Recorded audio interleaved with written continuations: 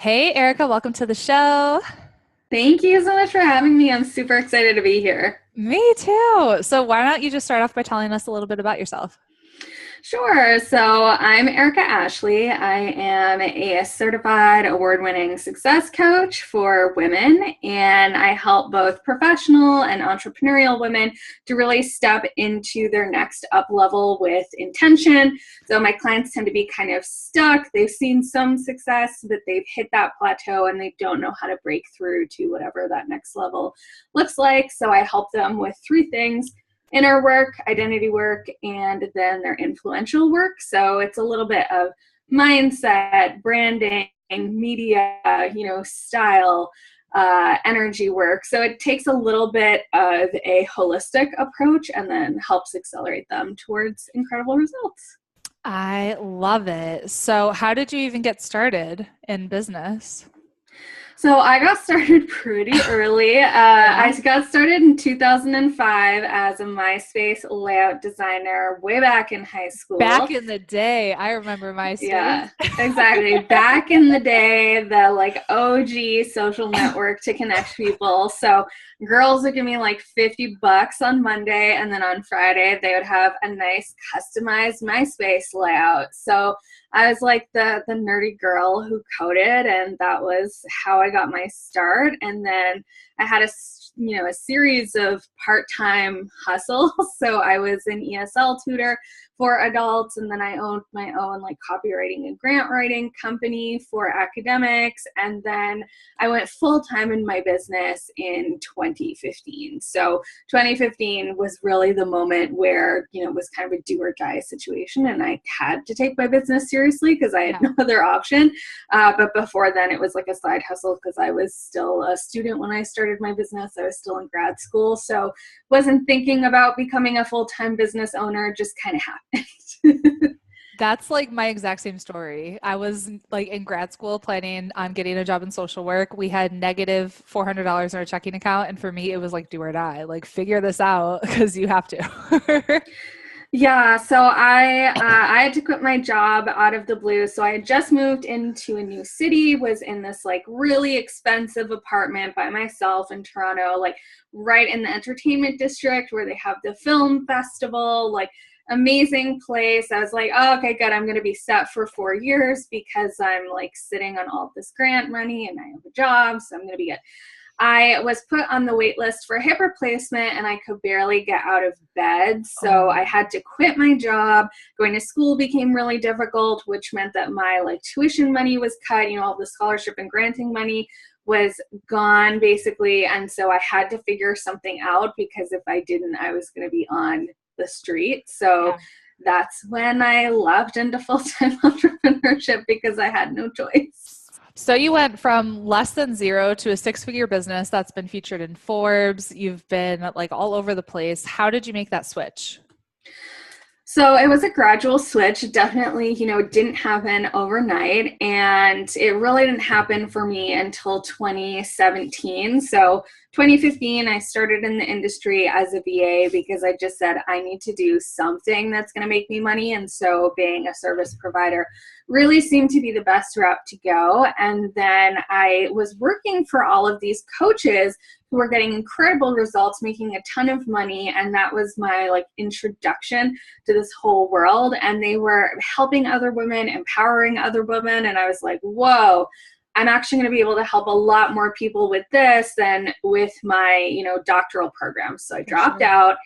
And then when I dropped out at the end of 2016, everything kind of hit the fan at the beginning of 2017. So my guaranteed income stopped, like lots of clients backed out of contracts. I had negative $27 in my bank account. And my credit card company called me to be like, hey, all of those big purchases that you made when you opened this account like a year ago so that you could buy all these coaching things? Well, you haven't made a payment on it in 6 months. And so if you don't come up with $3,000, we're going to like send you to collections for the full 20K. So Oh, that was really like the do or die moment in my business where if I don't figure this out, I'm going to be in serious, serious trouble. I'm going to have to go back to work. I'm going to have to figure something out. And I just was not willing to do that. Heck yeah, dude, I know the feeling for sure. So you specialize in PR and branding. So talk to us, what's your number one tip for entrepreneurs to get PR for their business? So leverage free places. So this is always one of the biggest things that I say is that if you're making like under $250,000 a year in revenue, then you really shouldn't be working with a publicist. You should kind of be DIYing your own PR. Or if you are really interested in pursuing PR, do it in like a coaching capacity where someone's not pitching for you, but they're showing you how to pitch. So leverage free sources, and there's two main ones that I love to use. The first one is Help a Reporter Out, commonly known in the industry as Harrow. So that is literally hundreds of journalists a day who are looking for sources for their articles. And I'm talking everything from like Bustle to Cosmopolitan to Nylon to Elle to Forbes, Entrepreneur, like Brit and Co., you name it. All of the big publications use Harrow to source answers and to, get people for quotes for their stories. And so that's a great one. And then the other one that is less used but super important is #journal request on Twitter. Ooh, I've never heard of that one. Okay, I'm taking notes.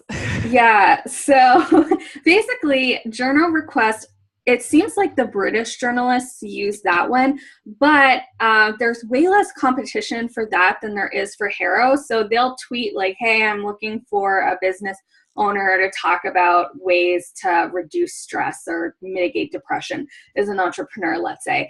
And because there's way less competition than Harrow, you're almost guaranteed if you respond to something to get it. And so I've been featured like on the BBC, on HuffPost, on a bunch of places, and I've gotten my clients featured in like The Independent, Metro UK, Telegraph, like all of these really reputable publications, The Independent, just from using Twitter, essentially.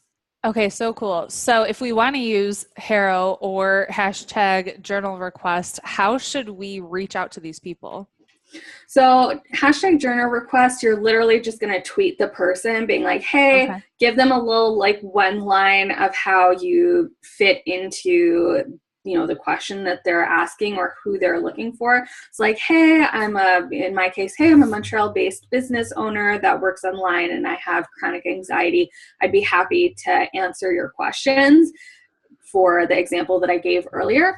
For Harrow, what you want to do is you want to introduce yourself. So you want to tell people what you do. You want to tell the journalist why you're qualified to answer this question. So let's say it's a pitch about Pinterest, because I know that that's an area for you, Rachel.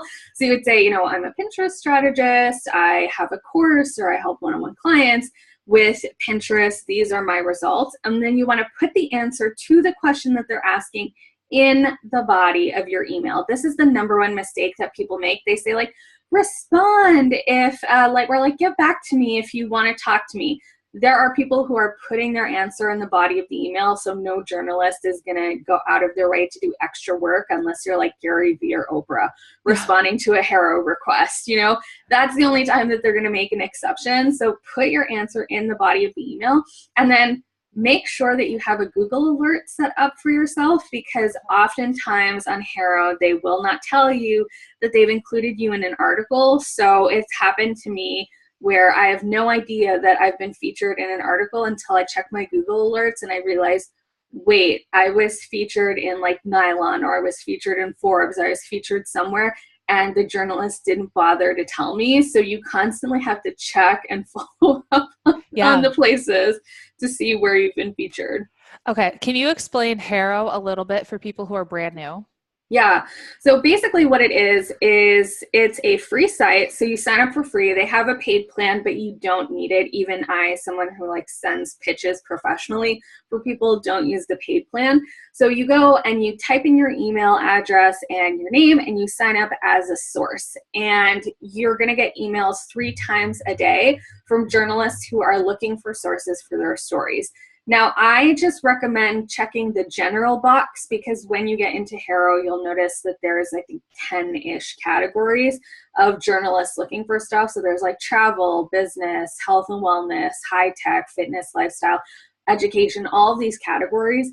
And if you check each individual one, you're going to get like 4 emails. If you check the general one, you get every single, like, you just get one email that has every single request. So it, inbox overwhelm is a real thing. So try and reduce that. You want to schedule into your calendar like 10 minutes 3 times a day. So morning, afternoon, and evening, to go through Harrow and respond to pitches, because a lot of times if someone's in the morning edition of Harrow, which goes out at 5 a.m. Eastern Standard Time, their deadline's like 11 a.m. Eastern Standard Time. And then it's usually 3 o'clock for the noon edition, and then 7 or 8 o'clock for the 5 p.m. edition. So just scheduling 10 minutes in, make sure that you can, get in. And if you're diligent for 30 days, you can get into, I've had clients get into 10 publications solely from Harrow in 30 days. That's pretty impressive. So in the listing for Harrow, they'll have like a specific question that they want answered, correct? Yeah, so they'll say the title of the request will be like looking for Facebook marketing tips, let's say, and it'll tell you in brackets either anonymous. I don't reply to any that are anonymous because I don't know if it's some very small blog or if it's Inc. So I don't respond to those, but it'll say like Inc. or Forbes or Authority Magazine, or if it's a lifestyle question, it might be like, what's your favorite sex toy? And it'll have Cosmopolitan next to it. So it spans the whole gamut of any possible topic that you could think of. Some journalist wants to know about it. So there will be something for you on Harrow, no matter how weird or fringe or niche you think what you do is. Okay, cool. So if you said if we're under $250,000, we should be doing Harrow and hashtag journal request. If we're over that, what do you suggest we do?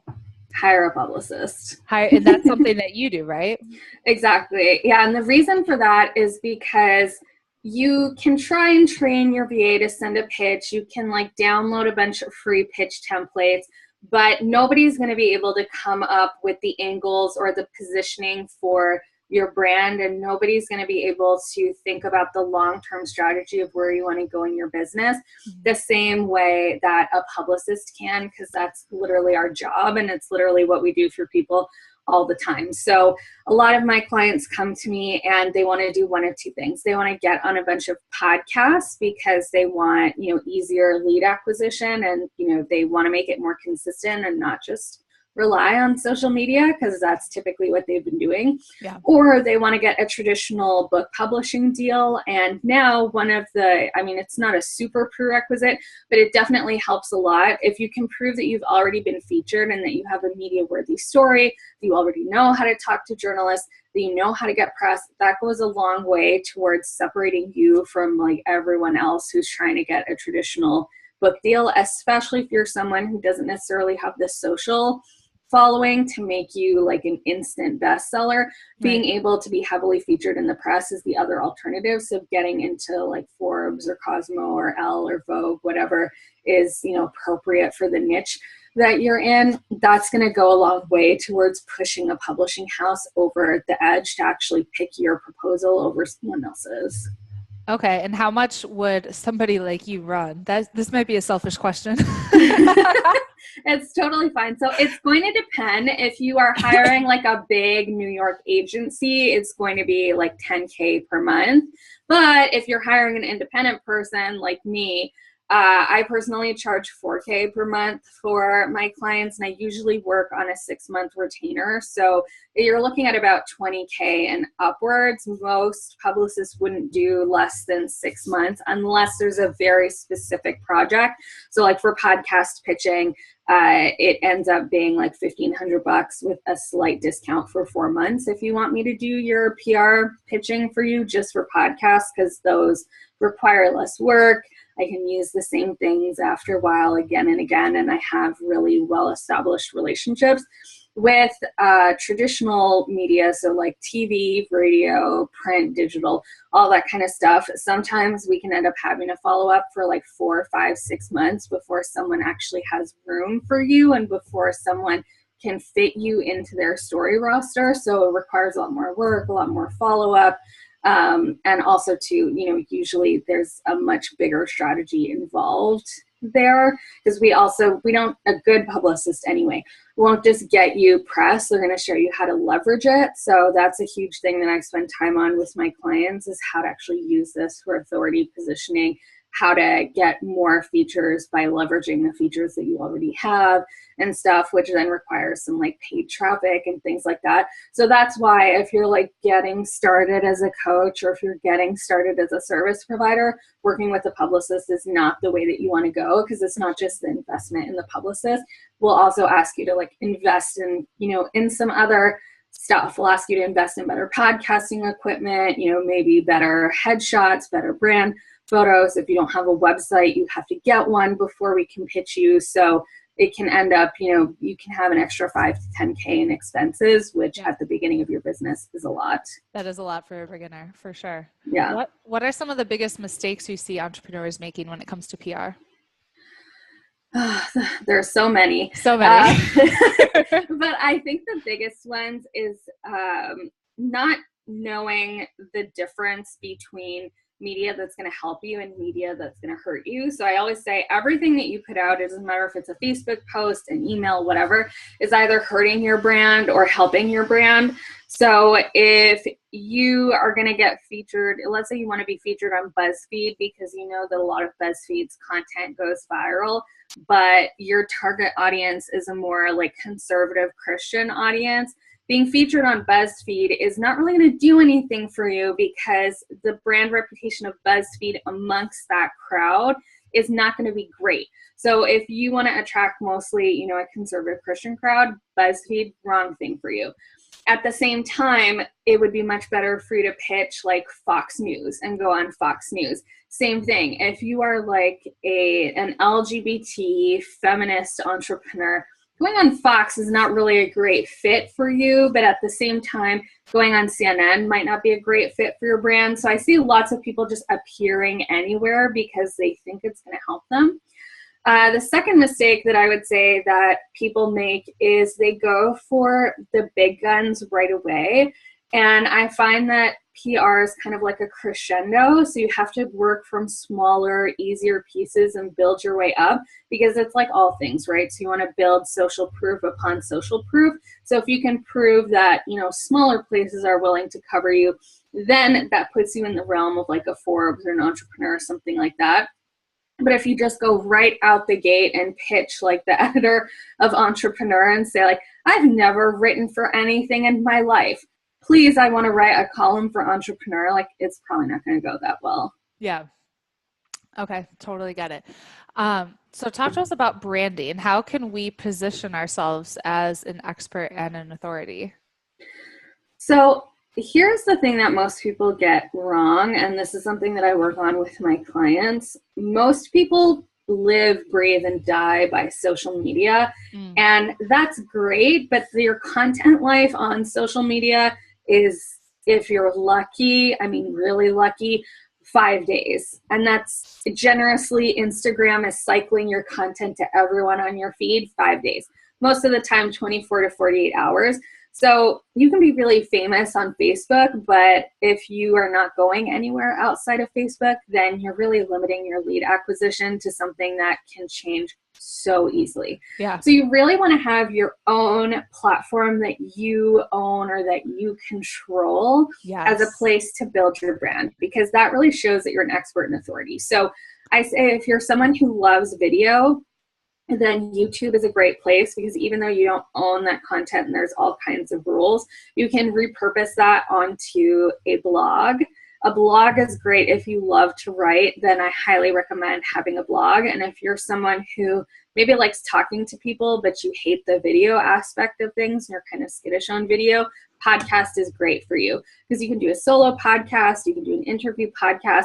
All of these things really position you as someone with like your own digital property in a way. So it's kind of the difference between renting versus buying a house. And okay, buying a house is not necessarily the world's best investment. If you listen to Grant Cardone, blah, blah, blah, there's all kinds of stuff there, but it's that thing of you're just kind of renting space. You're almost renting an apartment on Facebook.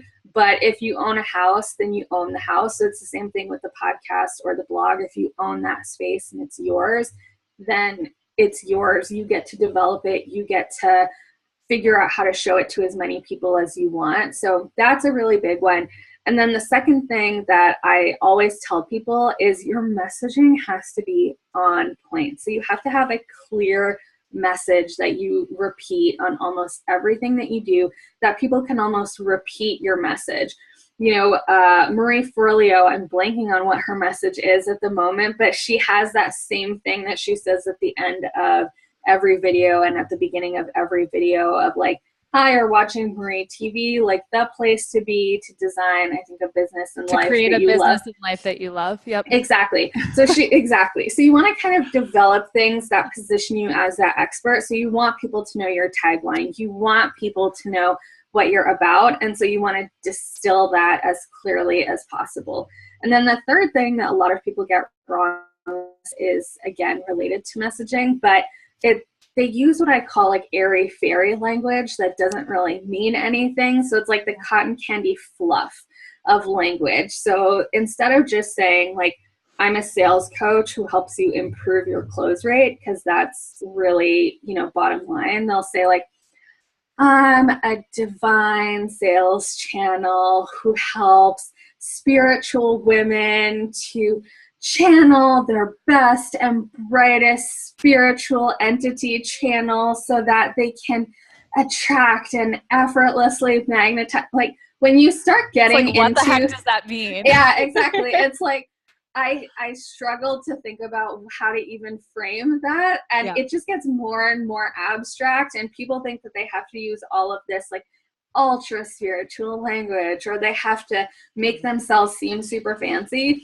Clarity beats fanciness every single time, because if people can't understand what you do, they won't buy from you. That's like key number one. They won't follow you. They won't see you as an authority because they can't connect with you, and they can't connect with the thing that you're doing. Yes, I always say be clear over clever. That is huge. Yes. I want to bring you back to point number one, because I actually just wrote a blog post about this yesterday, why you shouldn't build your business on shifting sand like Facebook and Instagram, and why you have to have a blog.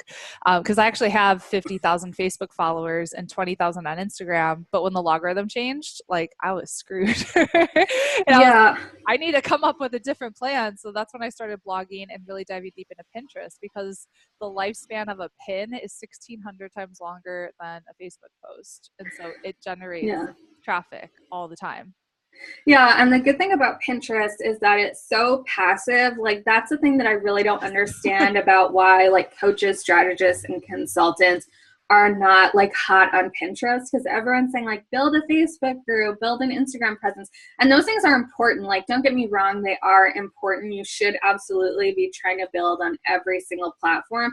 But if you really want to build the currency that's most important, which is email subscribers and traffic to your blog, which are the only two things that are fully 1,000% within your control, everything should be filtered through a blog. Like even if you have a podcast, you should be having blog posts with each guest, create show notes if you want, create a transcript if you really want to be extra, and provide that value to your audience.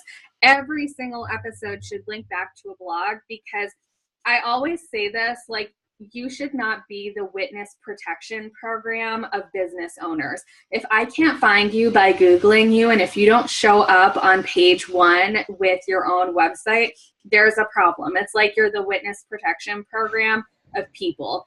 And so when it comes to like PR and things like that too, if you don't have a website, how do you expect Forbes to take you seriously? How do you expect any media outlet to take you seriously? Because running a six-figure Facebook group is not the same thing as running a business, because Facebook could decide tomorrow that every single post that you post in a Facebook group has to be boosted with ad money. It could decide that tomorrow. Or they block you, because we had a challenge, it was like 8 weeks ago, and there were almost 2,000 people in the challenge. And so I was trying to interact with everybody in there and let them know like I was reading their post, and they actually started to block me and said, you're not allowed to comment anymore in this Facebook group. And I was like, that's not what you want. Oh no. Yeah, so that's really not ideal. So, right? exactly. So anything can happen. Anything can happen and you really don't control that stuff, but a blog is really like, it's the ultimate place to show your authority. Yep. Because the blog, even like I said, even if you have a podcast, even if you have a YouTube channel, linking it back to a blog, just no matter what, it's a place that shows an archive, right? So think about it as like a photo album of your expertise, or like a list of your best posts. Like, it is a record that cannot die as long as you remember to renew your domain and renew your hosting. That's it. As long as you remember to do those things, like, it is a digital record for the fact that you've existed and been in business for however many years. And there's nothing on social media that can compare to that. Absolutely, 100% agree. Awesome. So you've been on TEDx. Why don't you tell us about that? How the heck did that happen?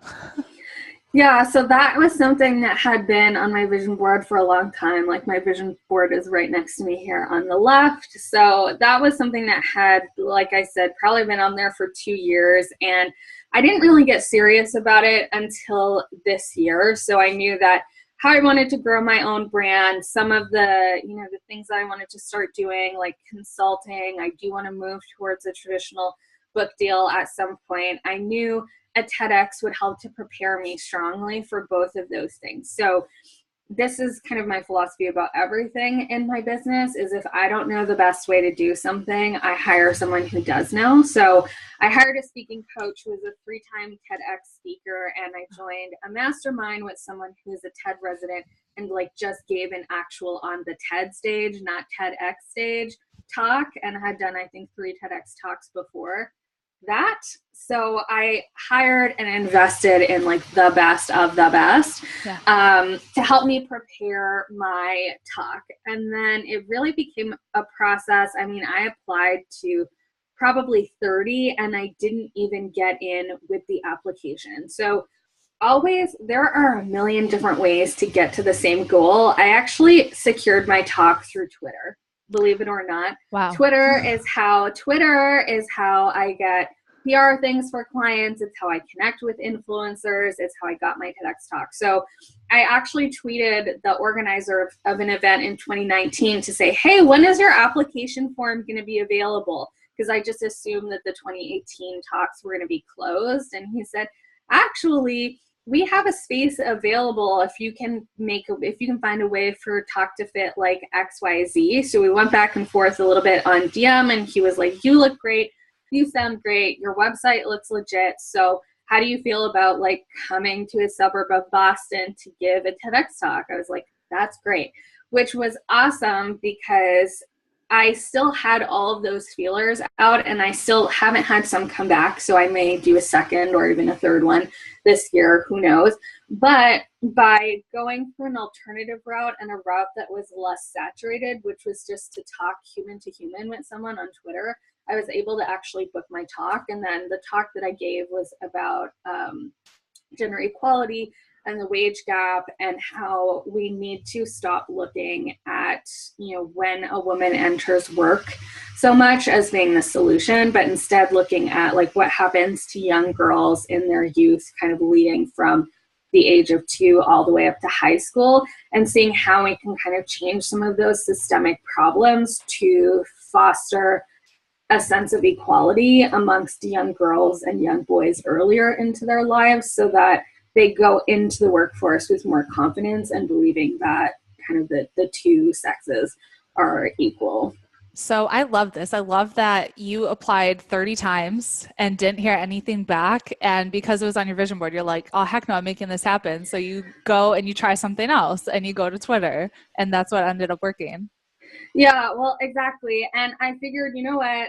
I know that Twitter is an excellent avenue for talking to people. And I have to say, like, my coach did help a lot. And like I said, I may end up some of those places that I applied to may end up coming back, because I applied for some like 6 months before the deadline for speakers. So they could come back and I could have gotten one. But I didn't want to just rest on my laurels saying, well, I've done the work by going through the application form.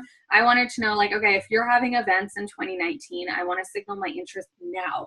So I started messaging, any event host that I could find that already had a 2019 scheduled event to say, like, listen, I'm interested. When's the application form going to be coming in? Not in the hopes of booking a TEDx talk, but just with the intention of, I'm going to keep at this until it happens, because I know if I keep focusing my attention here, it will. Mm-hmm. And I ended up actually booking my talk via Twitter. And so I've gotten like so many opportunities. My first ever client was on Twitter. Like, Twitter is one of those places that entrepreneurs don't talk about enough, because we love Facebook and we love Instagram. But Twitter is actually a great place for opportunities and connection, and just, it provides so many opportunities if you can figure out how to use it right and how to use it like a human, basically. Yes, I absolutely love that. Cool. So talk to us about mindset, because that's one of the things that you work on with your clients. So what are some of the practices that you implement on a consistent basis to work on your mindset? So I have a little bit of a different approach to the way that most people view mindset, which is like, I don't really care about what's happened in your past, because what's in your past is in your past. We can only kind of pivot the train onto another set of tracks. We can't make it go in reverse. So there's no redo button, but we can just change things. So I really focus on establishing like positive mindset behavior. So the first thing that we really work on is gratitude and wisdom. So what I do is I have my clients go through every page in a notebook and split it in half. And half the page they fill with things they're grateful for, and the other half they fill at the end of the day with what they've learned that day, which is great if you are someone who struggles with content. If you write down what you've learned every single day, when you have a brain fart and you're like, I don't know what to post today, or I don't know what to blog about, just go through your wisdom journal. You will have like 20 blog posts or 20 Facebook posts in your wisdom section. So that's the thing that we do, because the gratitude section, number one, helps you realize that like life doesn't suck, that even if it's something small, like you really love your pen, or you had a really good sleep, or whatever it is that you're grateful for that day, it really sets you up for the right way to start your day. And then when you can reflect on what you've learned, even if your day was terrible, knowing that you still learned something made living that day worth it. Mm-hmm. And so starting and ending the day with mindset is really important. And then I use affirmations with my clients all the time. So like for me, I have affirmations everywhere. I have them across from the toilet. I have them on my fridge. I have them on my door, like on my vision board, right in front of me as I work. I have affirmation statements pretty much everywhere that I go routinely in a day, on my toothbrush. So my rule of thumb, and the rule of thumb for my clients, is you have to stop and you have to read the affirmation and say it out loud. And you have to say it out loud until you like fully believe it and fully embody it. So whether it's, this is my first $10,000 month, or this is my $50,000 month, or I am a TEDx speaker, or I'm happy and confident, or I love my body, whatever it is that, my clients are struggling with, or whatever it is that they're working towards, having that rule puts them in a constant state of belief, and it helps them to reset if they're having a crappy day. It helps them to get into that better mindset because they're forced to do the activity. And the ones who get the best results are the ones who really, really stick to it and who do it diligently. So cool. I love that. That's something I've been writing down affirmations for years now. And it's so weird to go back and be like, oh, I did that. I did that. Like, it's like surreal to see all the things that I've accomplished over the years. And I'm like, at the time, it seemed like such a huge, crazy, like out of experience, like it was never possible, but I kept speaking it into existence. And then it actually happened. And I'm like, so cool. Yeah, that's it. Like, there's so many things. Like I wrote in 2015 and 2016, I wrote about wanting a six-figure business. Like, I'm a six-figure business owner, six-figure business owner, six-figure business owner.